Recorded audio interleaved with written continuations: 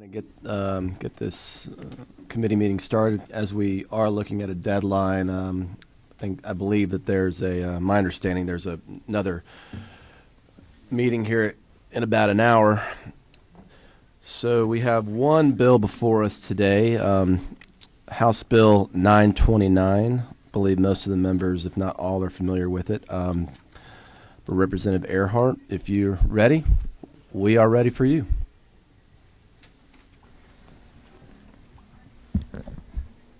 Thank you, Mr. Chairman, members of the committee. I don't think I've ever taken an hour to explain a bill or in 30 years, so I promise the members of the committee it won't be that. I appreciate the time today and looking forward to explaining the National Popular Vote Compact proposition to you. I want to just take a minute to introduce a longtime friend, ALEC colleague that preceded me on the ALEC National Chairmanship Board too many years ago to even talk about. I can't even. It was probably like 20 years ago when I first met, at that time, Senator Ray Haynes from California, and great friend and a long time acquaintance since then. So he's right here. He's also pretty much an expert in this. So if you stump me, if it's okay with the chairman, I may ask Senator Haynes to help me out.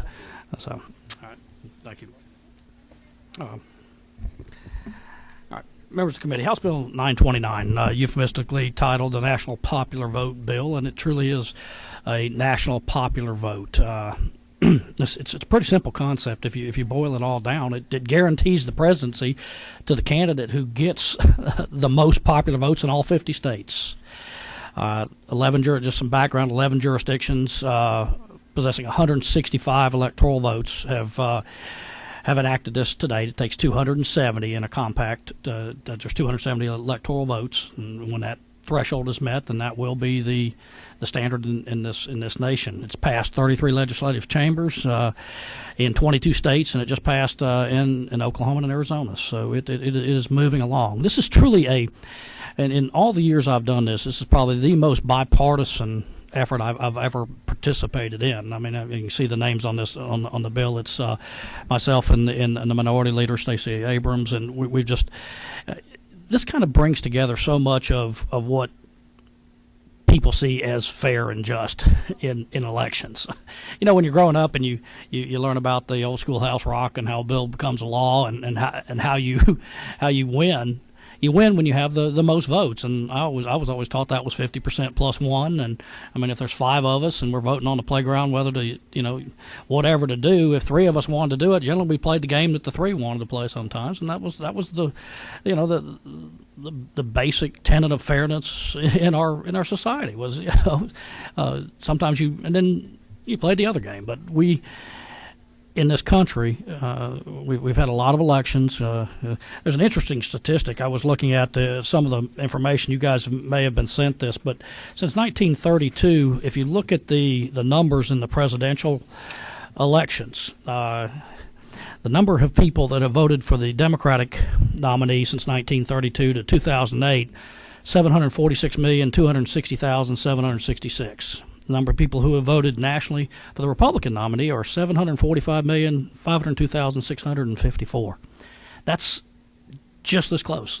We're a country that this is competitive, and generally the individual that gets the most votes wins. Now, that's not necessarily the case with the Electoral College. I'm not going to go on a long dissertation with respect to the shortcomings that many people find in the Electoral College and in the current systems. The shortcomings of the current system stem from the state winner-take-all statutes that we've had in all 50 states. You know, in I think it was 1879, there were only 3 states or 4 states that had the winner-take-all provisions, and that's certainly changed in the interim. The state laws award all the states' electoral votes to the candidate receiving the most popular votes in each state, not the most popular votes nationally. And because of these state winner-take-all statutes, presidential candidates have really no reason to pay attention.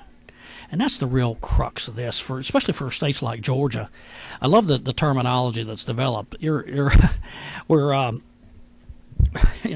either a battleground state or you're a spectator. And ladies and gentlemen, we're a spectator. If you look at the sovereignty of the state of Georgia in that sense, we're not playing. We're going to play just a little tiny bit, maybe in the primaries this year. But again, that's the way those seem to be stacked on either side. That we're not playing very much in those games either. But we're a spectator in this right now. Whatever calculus you want to use to get to the point of wanting to be a part of the system, we're not going to get there in the current system, or at least probably not for the next 30 or 40 years, with some huge societal changes or anything else. 38 states effectively are ignored in this system. They're just not in the game. You look at the battleground states. You want to talk about the effect on governance. The battleground states receive 7% more federal grants than the spectator states, twice as many presidential disaster declarations, more Superfund enforcement and exemptions, and more No Child Left Behind law exemptions.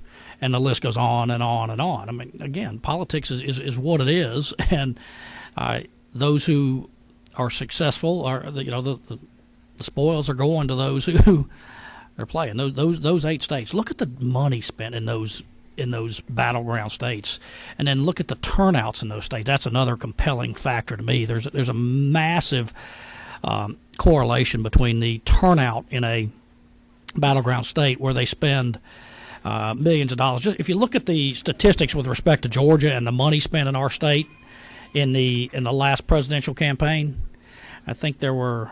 Now let me find that particular statistic, but I believe it was. I had it right here. I believe Georgia, as an example, had $6 million spent. We were on television advertising, just on TV ads. And then you look at Florida or Ohio that had $175 million and $148 million respectively spent on television advertising. Tell me, you guys know it. We run campaigns. That doesn't drive turnout.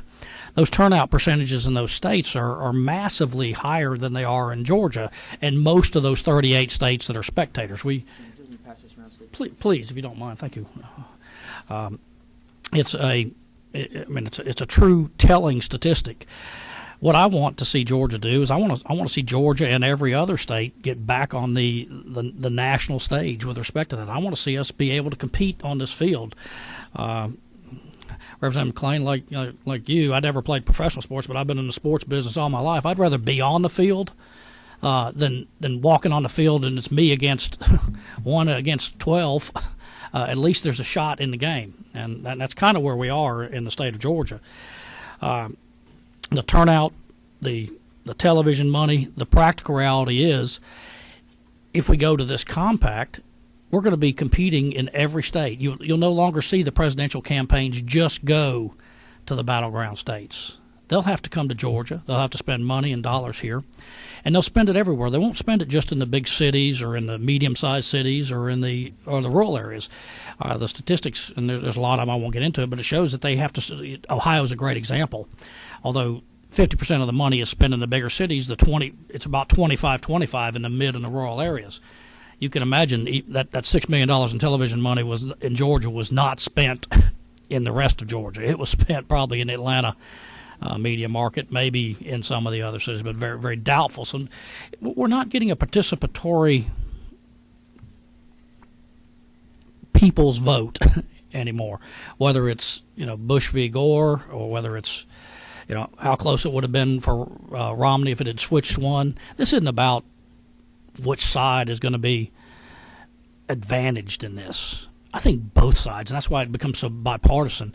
They're willing to say, you know what, please, all of the other calculus aside, let's tee it up, let's put our message out there, and then let's see who wins based on who gets the most votes. It's not to be simplistic, but that's really what it boils down to. Do we want to be spectators in Georgia, or do we want to be participatory and be a part of the full equation? Because the minute this goes into effect, it becomes a 50-state competition. That's what we're looking for. And Mr. Chairman, members of the committee, that's what it is. I'm more than willing to try to answer your questions. I've watched a lot of the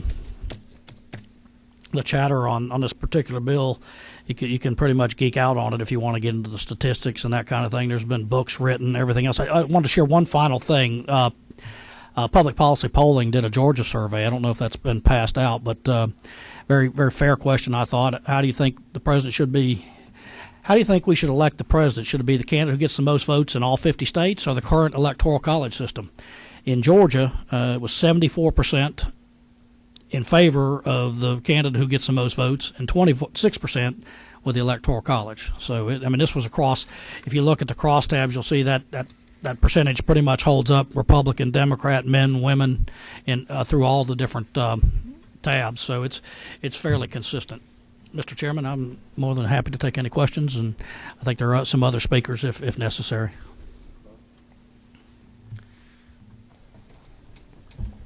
Representative Kendrick. Thank you, Mr. Chair. So just for clarification, the 38 states that you're calling the spectator states, those are the only states that are entering into the compact, and then whoever wins the popular vote from those 38 states would get all the electoral votes from those 38 states. No, all the states would be, if the compact were successful and there's 270, all the states would participate, no longer in the winner-take-all, so it wouldn't be just the 38. All 50 states would then be a part of the... But they would all have to pass the same thing, correct? Can I defer?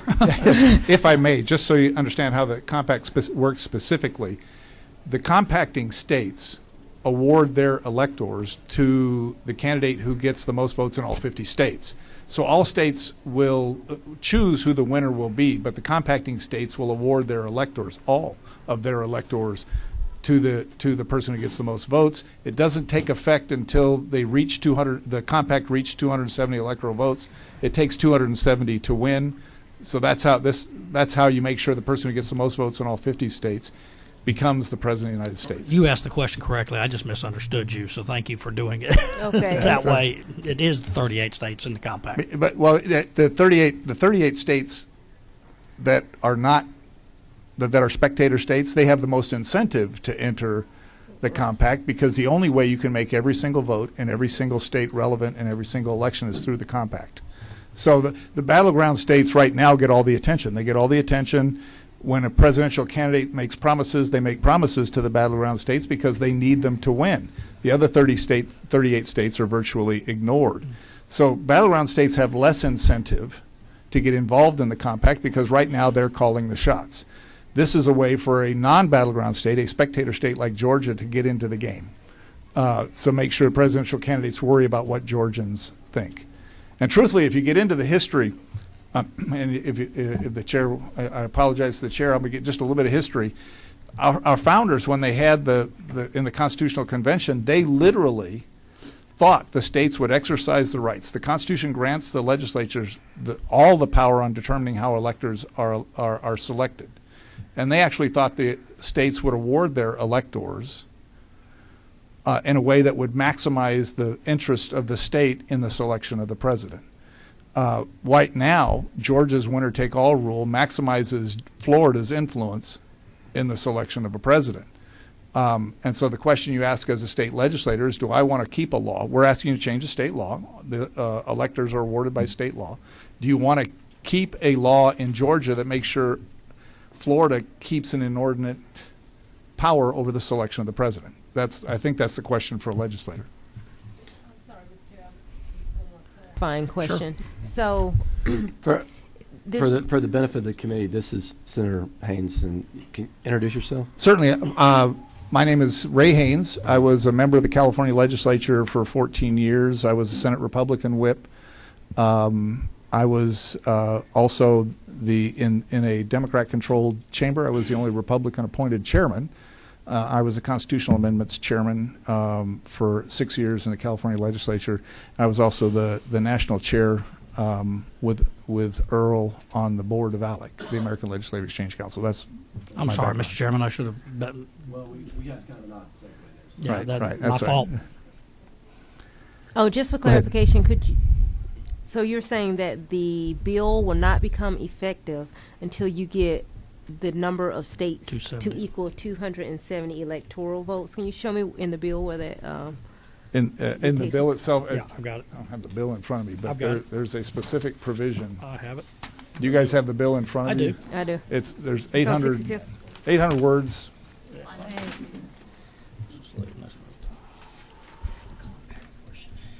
It's in the compact portion. I think it's on page 3. 60. There it is. Yes. Yep.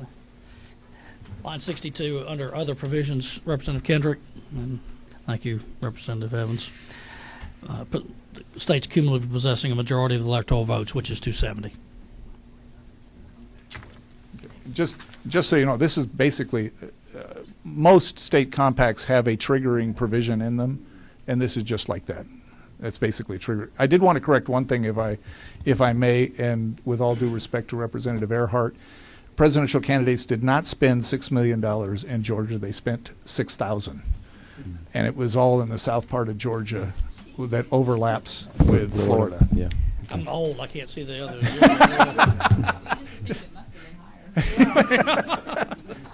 Okay, I have one more question on the board. I'm going to recognize Representative McLean, and then we will. Do you have a question? Okay. Yes, sir. We have 2 questions, and then we're going to go on to a new speaker because we are going to try to keep this moving. It's fine with me, Mr. Chairman. Yes, sir. Good. Thank you, Mr. Chairman. Chairman, you know, I guess I do like the competitive part of it. I just didn't. I'm just trying to see what moves this. You know, and the reason I say things like that is the national championship game.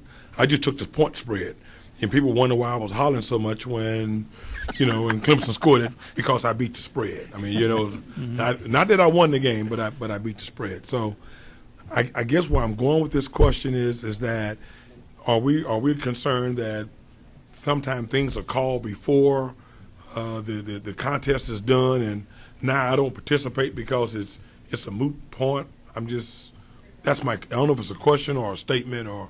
I think that's you can look at that a couple ways, because that's some of the things that compelled me as well. I mean, you look at a lot of the, you got their time zones and everything else in these, and this game is usually called before the game's over, because those 12 states have the capacity to make the difference way before states like Georgia, well, more of the Midwest states necessarily. I mean, if you see those electoral votes come in on those 12 states early, the rest of the states are not even spectators in. They may as well be sitting on the bench and never getting a shot at playing. I mean, I don't know if that's responsive to your question. But it is, Mr. Chairman. I have a follow-up because, that's where I was going. It was kind of like, I'm glad to see Clemson play the game out, even though they know they couldn't win. They played the game out to do what they had to do, and I didn't know if it was better for them to just say, well, I can't win, let me just quit and give up or continue to fight. So I don't know if we should try to get states to continue to do whatever, but I do hear what you're saying. That's kind of what I'm saying. I mean, at least there's a chance. I mean, you may not always. Again, that's kind of I think that's why it's become so bipartisan. Everybody says, okay, well, at least I'm still in the game here. I may not win this one, and you saw those numbers are so close that popular vote, we're always in the game, both sides. Just whoever may work a little harder that time. Mr. Chairman, if I could add an additional point. My name's Scott Drexel. I'm a Democratic strategist from California. One of the most sort of interesting, I think, anecdotal experiences we've had, to your point, is one of the early states to pass our bill was the state of Hawaii. And every state's reasoning is a little bit different. Sometimes they're right next to a battleground state, and they can look right over the border and see an active campaign happening and higher turnout.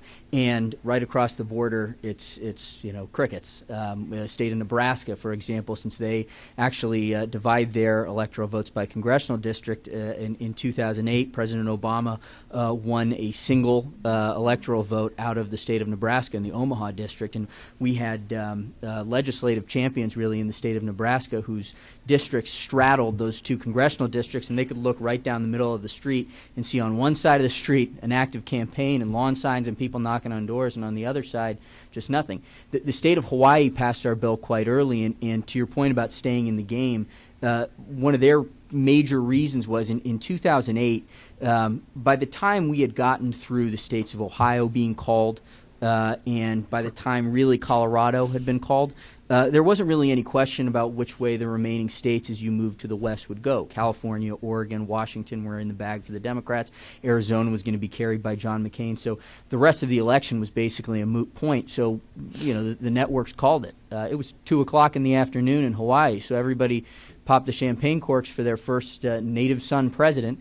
and stopped showing up to the polls to vote. So if you didn't get your voters out by 2 o'clock in the afternoon, you had no idea what was going to happen. So that had real down-ticket implications. So I think there's something wrong when you have, purely by something as simple as a shifting time zone, you have entire portions of the country saying, look, I can either get off of work at 7 p.m. and go stand in line to vote, or I can go home and make dinner for my kids, because at the end of the day, the election's sort of a foregone conclusion.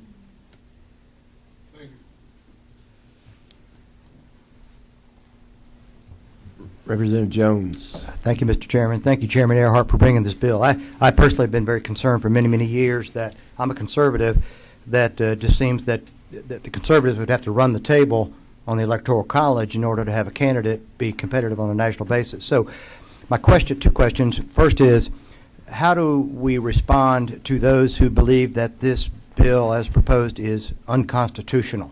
That's my first question. So let me let you answer that one. I think that one's fairly simple. Compacts we have several compacts that the states have entered into. This is clearly constitutional on that basis.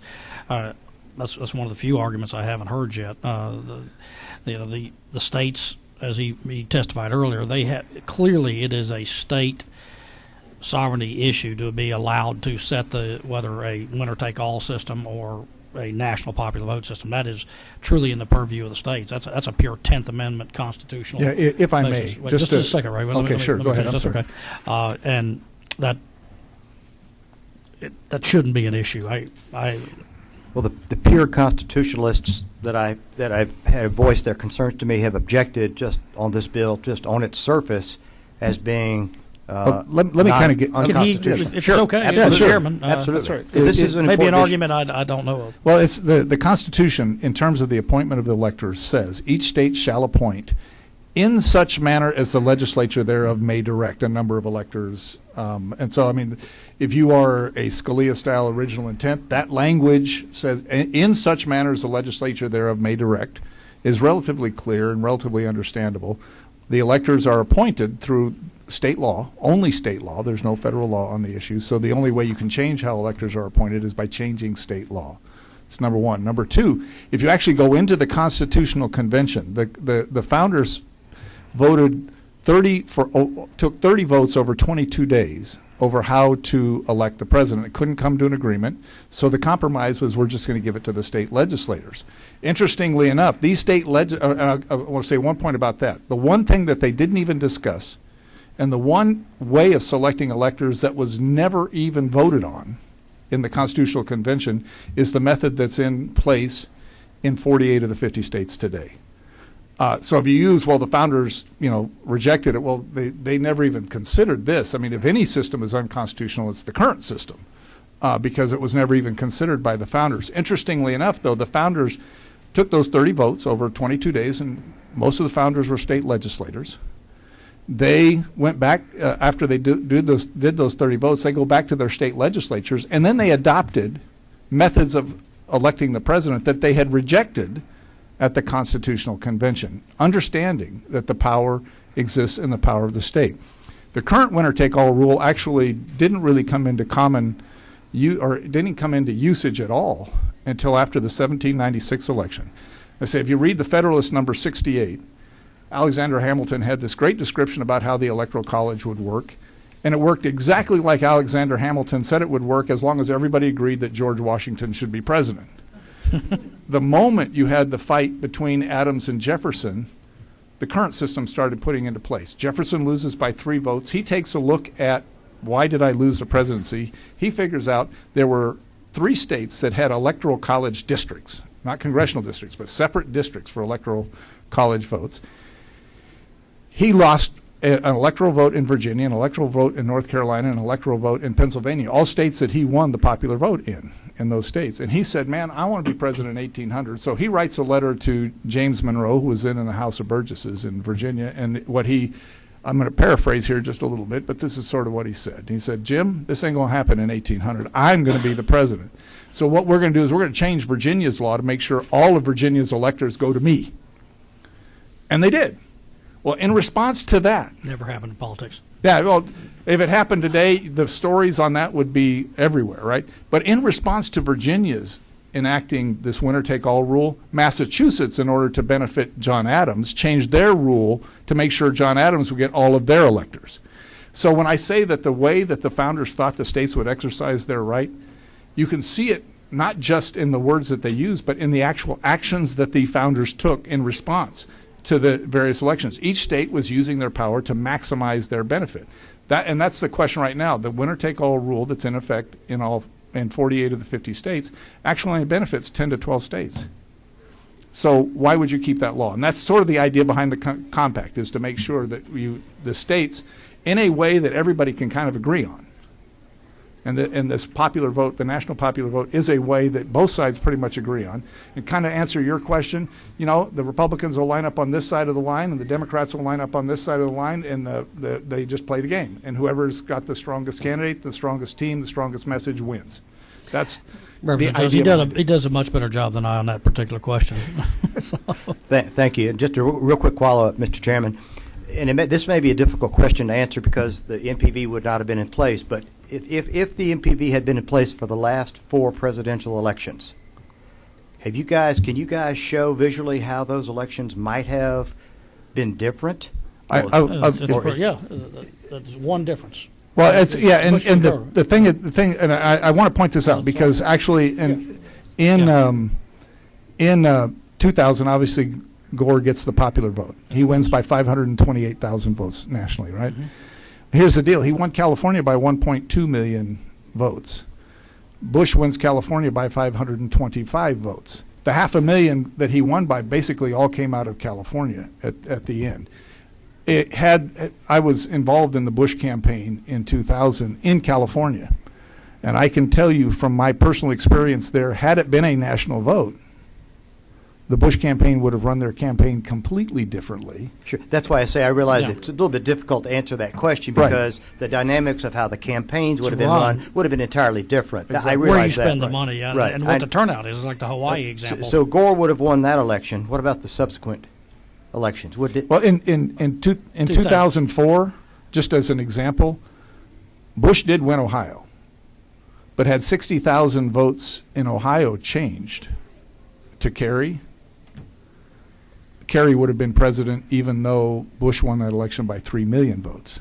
So it can cut both ways. The current system can cut both ways and cut against you. And again, like I say, in 2004, the election really came down to, just a few places in Ohio that determined who would become president of the United States. And therein is the rub for me. I'd rather losing the popular vote than lose standing on the sideline when I didn't get to play in the game. Okay. Thank you, Mr. Chairman. Okay, that's all the questions that we have for the author. Now we're going to get to some people who would like to make comments, and just bearing in mind I'm looking at 7 names on here and 23 minutes on the clock. If you can, I think Senator, you've made many of your points, but I'm going to give you a couple of minutes to put to anything that you have not discussed, and then after that we'll go with Julianne Thompson, and then after that is Michael Fitzgerald. So, Senator, you have the mic. 2 minutes, if I may. The important thing the compact does, the values that the compact protects, I guess, the first thing it does is it does preserve and protect the Electoral College. It does not get rid of the Electoral College. But what it does in the process of preserving and protecting the Electoral College is it makes every single vote in every single state relevant in every single presidential election. And finally, it aligns the outcome of the election with the expectation of the voters. Most people think the person who gets the most votes ought to win. And this preserves and protects that value. I always like to say this when I do this in terms of, and I'll finish off with this comment, because the bottom line on the thing is, I've heard a lot of different arguments against the deal, but I would say to those who think the compact is unconstitutional, I would basically say read the Constitution. To those who think that the compact undermines the Electoral College, I would say read the compact because it preserves and protects it.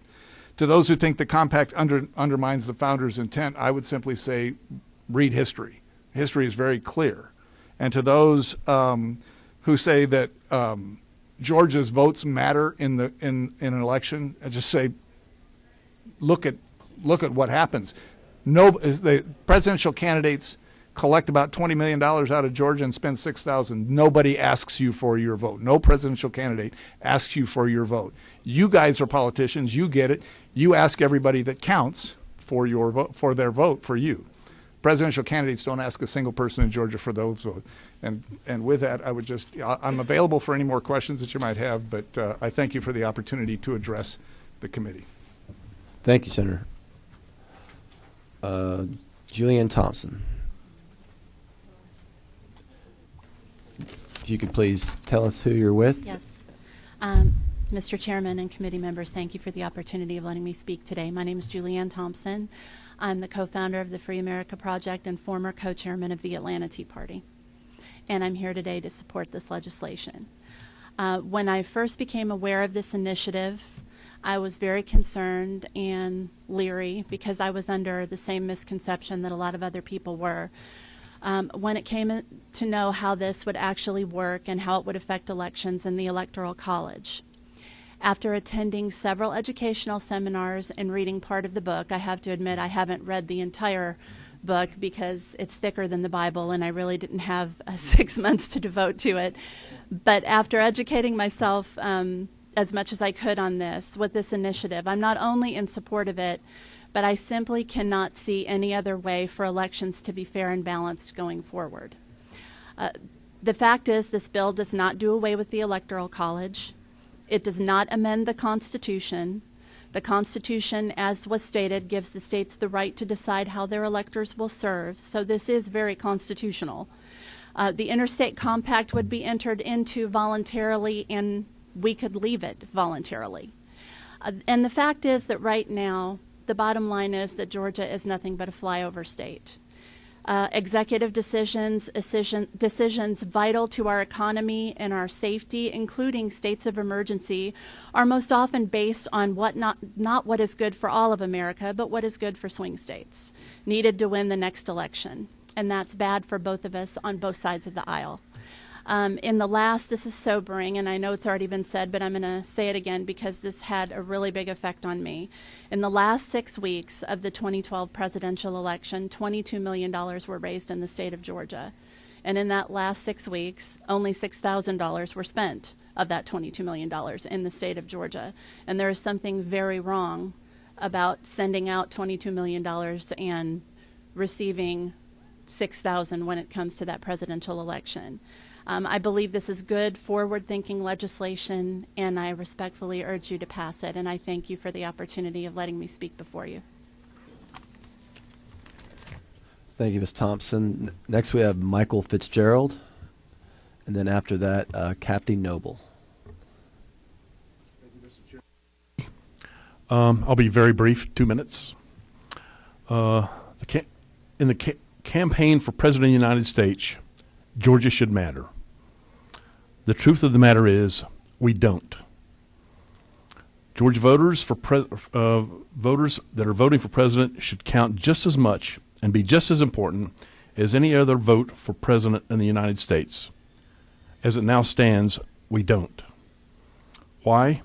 Because as elections have evolved, the swing states are all that matter. I want to place Georgia voters and the other states in the compact on par to draw the attention of the presidential candidates as much as the perennial swing states of Florida, Virginia, Ohio, North Carolina, Colorado, etc.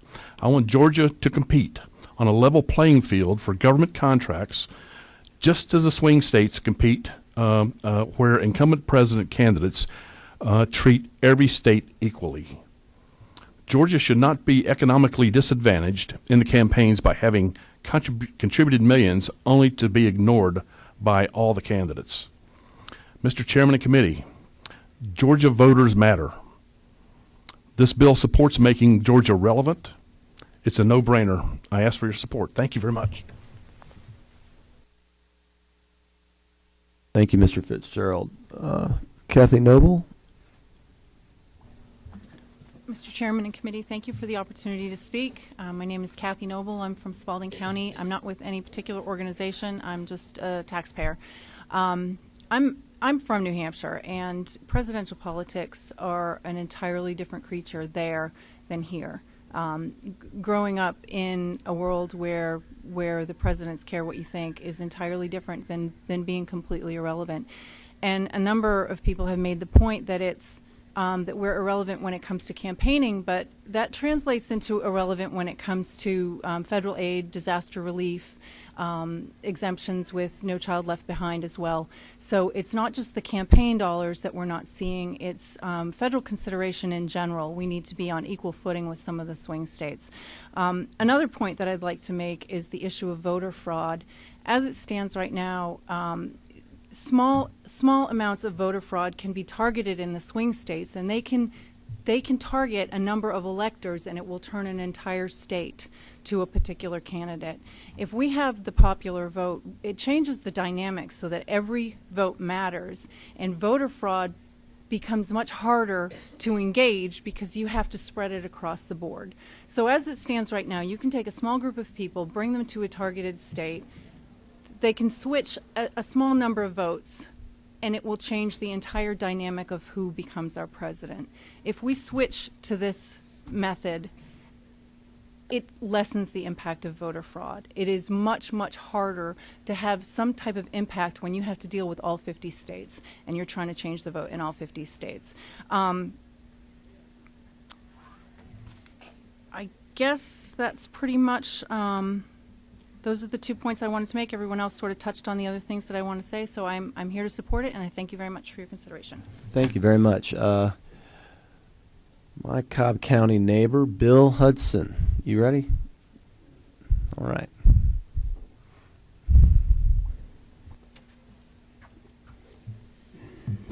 Matt, committee. I've got some destroying the Electoral College Anti-Federalist National Popular Vote Scheme paperwork here, and then I've got a email that I was sent by another one of your constituents, Field Searcy. It says, "Dear Matt, House Bill 929 calling for a national popular vote should be rejected by the committee today. National popular vote goes against the Republican form of government. We do not live in a democracy. This is a constitutional republic. The Electoral College was put in place to protect us from democratically elected president for a reason. If this is allowed to pass, presidential election campaigns will focus on the large states like California and New York. Smaller states will lose their voice in the Electoral College. This will allow elections to be determined by more populated urban areas that tend to vote Democrat. Republican National Committee passed a resolution against the national popular vote on August 5th, 2011. I can't believe the Republicans are promoting this idea. Please reject in the committee." And this is an article by Hans von Spakovsky, and he's with the Heritage Foundation. The MPV would devalue the minority interest that the founders sought to protect, created electoral administrative problems, encouraged voter fraud, radicalized the U.S. political system. It also would likely violate the U.S. Constitution's Compact Clause while directly contravening the founders' view of federalism and a representative republic. In an age of perceived political dysfunction, I think we can all agree on that, effective policies already in place, especially successful policies established by the nation's founders, such as the Electoral College, should be preserved. You're talking about, the Electoral College was in place in 2000 and 2004, and it came up with scenarios where if it hadn't been in place, Gore would have won 2000 and Kerry could have won in 2004. Well, if that's your evidence, I would say the Electoral College kept us having the right thing happen with Gore and Kerry not getting elected, especially with the way Kerry carries on as the Secretary of State. So I just think that messing with this is a bad idea, and I think the founders sought the Electoral College as a way and a means to protect the sovereignty of the constitutional representative republic. Thank you. Thank you, Dr. Hudson. Next we have Brad Carver. Thank you, Mr. Chairman, members of the committee. I'm Brad Carver. Live in the city of Atlanta and in Fulton County, and I'm here to speak in favor of this bill. As you just heard from my fellow colleague in the 11th Congressional District, Dr. Hudson, this is an issue that has Republicans in support of it, Republicans opposed to it, Democrats in support of it, Democrats opposed to it.